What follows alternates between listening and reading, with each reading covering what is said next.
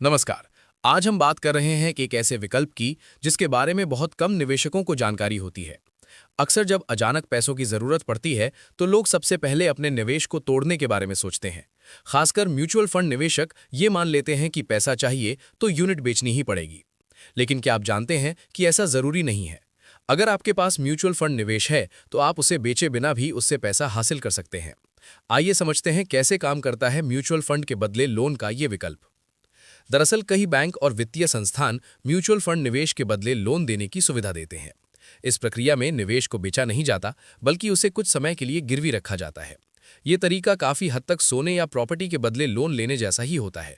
Bank या lender आपके mutual fund निवेश को कोलैटरल यानी सुरक्षा के रूप में स्वीकार करता है और उसी की वैल्यू के आधार पर आपको लोन देता है।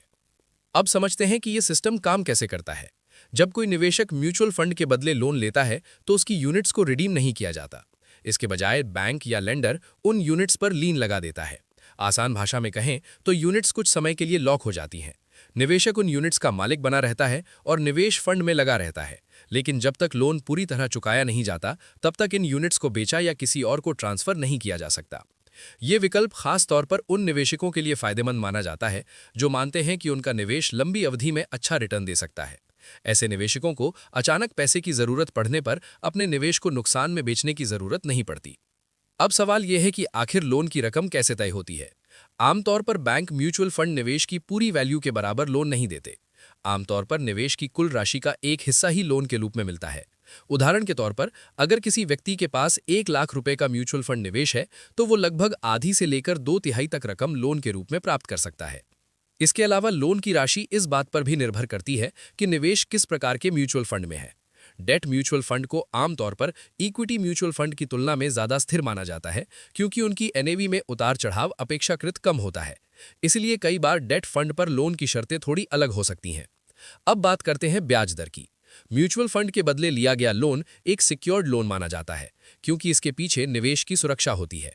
इसी वजह से इसकी ब्याज दर अक्सर पर्सनल लोन की तुलना में कम होती है। हालांकि ये लोन ही होता है, इसलिए उधार ली गई राशि पर ब्याज देना पड़ता है।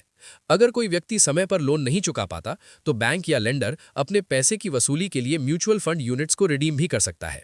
इसलिए इस विकल्प को अपनाने से पहले लोन की शर्तों और चुकौती की योजना को समझना जरूरी होता है। इस विकल्प का एक बड़ा फायदा ये भी है कि निवेशकों को बाजार में गिरावट के समय म्यूचुअल फंड बेचने से बचाव मिलता है। कई बार ऐसा होता है कि बाजार नीचे होता है और उसी समय पैसों की जरूरत पड़ जाती है। अगर उस समय निवेश बेच दिया जाए तो नुकसान हो सकता है, लेकिन म्यूचुअल फंड के बदले लोन लेने से निवेशक अपने लंबे समय के निवेश को बनाए रख सकता है और भविष्य में संभावित रिटर्न का लाभ भी ले सकता है। हालांकि ये भी समझना जरूरी है कि म्यूचुअल फंड के बदले लोन आमतौर पर छोटी अवधि की जरूरतों के लिए ही बेहतर माना जाता है। खासकर इक्विटी म्यूचुअल फंड में बाजार का उतार चढ़ाव ज्यादा होता है।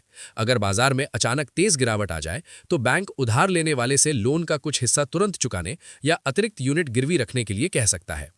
कुल मिलाकर देखा जाए तो जिन निवेशकों के पास पहले से म्यूचुअल फंड निवेश है उनके लिए ये विकल्प काफी लचीलापन देता है। इससे बिना लंबी अवधि का निवेश तोड़े जरूरत के समय नकदी मिल सकती है। हालांकि किसी भी लोन की तरह इसे भी समझदारी और स्पष्ट चुकौती योजना के साथ ही लेना चाहिए। फिलहाल इस रिपोर्ट में इतना ही।